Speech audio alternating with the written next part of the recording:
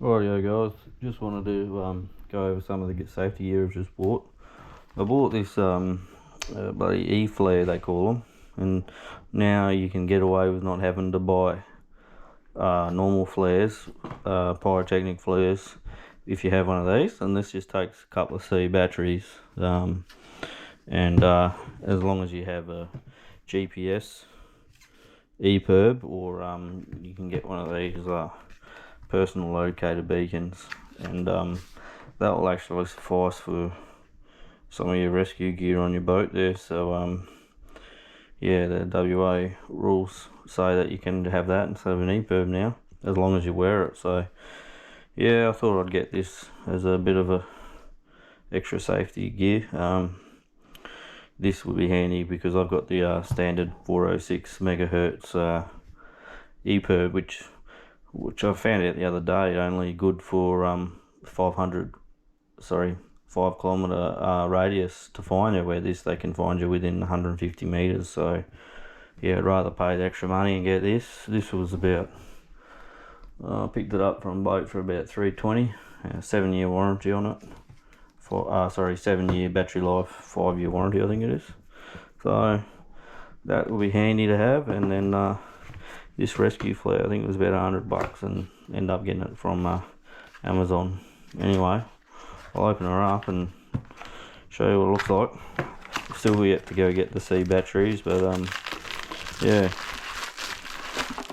So got some instructions in there. Pretty self-explanatory, I reckon.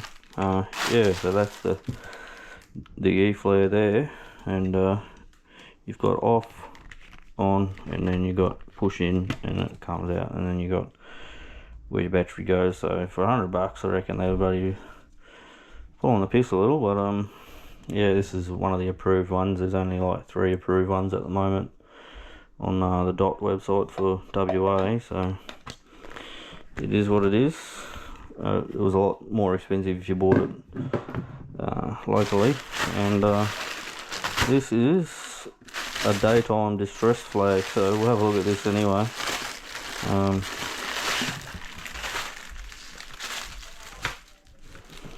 It's quite big actually. So that there means rescue me, I believe. Don't know how you'd use this if you're in the drink, but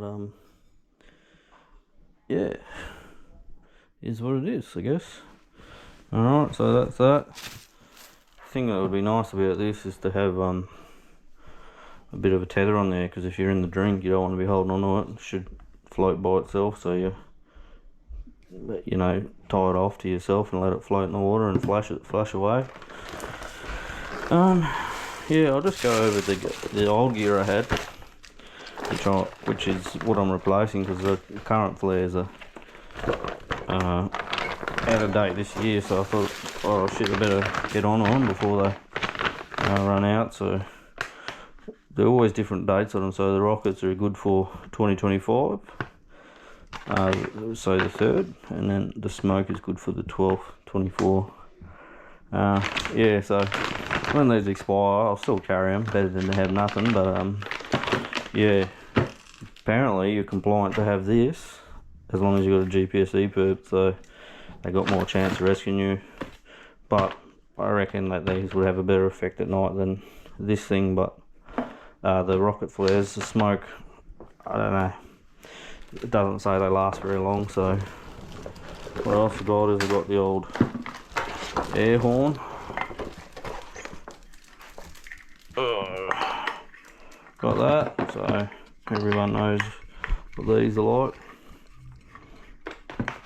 Got that, and I got, what else? I think I've got a torch. Yeah, got the old torch charged up, and shit, turn off. And the old air pump just to charge it up. So yeah, sort of got an never-ending supply of air there.